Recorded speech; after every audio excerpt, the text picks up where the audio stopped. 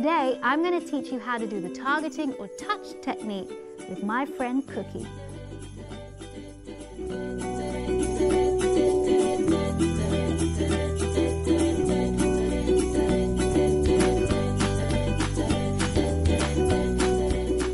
Start by presenting your hand, good.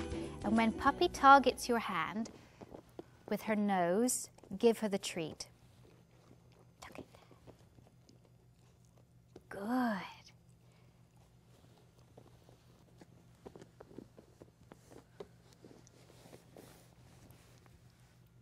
Nice, good. Good. I don't care how the nose makes contact. I just want it to make contact. Good. At this stage, I'm not putting a word to the action at all. Good. She's just working out now that when she puts her nose on my hand, she gets some food. Good girl. Because she's getting it, I'm going to put a word to the action. Touch. Good. Nice. Touch. Good girl. You could see there was a bit of a hesitation. She wasn't exactly sure what she had to do, and then she got it. Touch. Good girl. You can guide your puppy into learning by allowing her to associate a simple word with an action. Touch. Good girl. Now remember, when you're teaching your puppy these cues, or your dog, it's really important to vary your body position. So when I do this practice, I'll put my hand all round my body. She gets used to responding everywhere. Touch.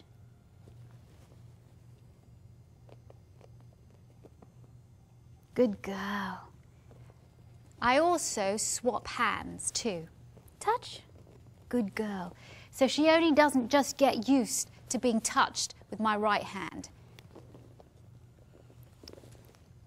Touch. Good girl.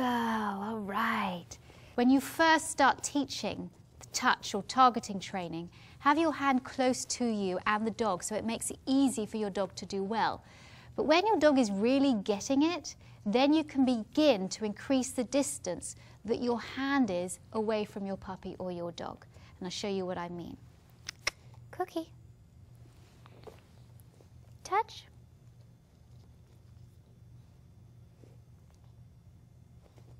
Good girl. Good girl. Be patient if it takes her a little while to do it.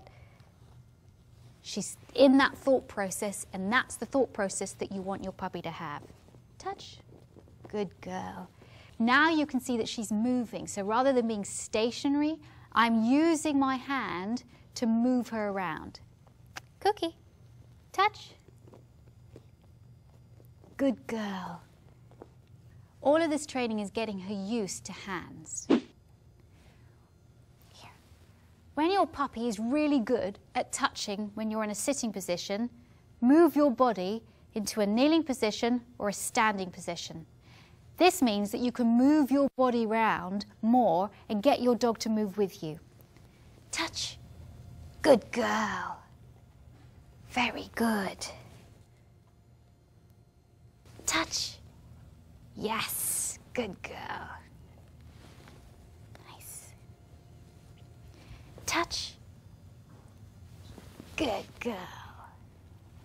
Gradually, I'm increasing the distance, and you can get to the point where if you do this enough, you can be in a huge area. Your dog can be one end, you can be the other one. You hold out your arm, say touch, and your dog is going to come running towards you.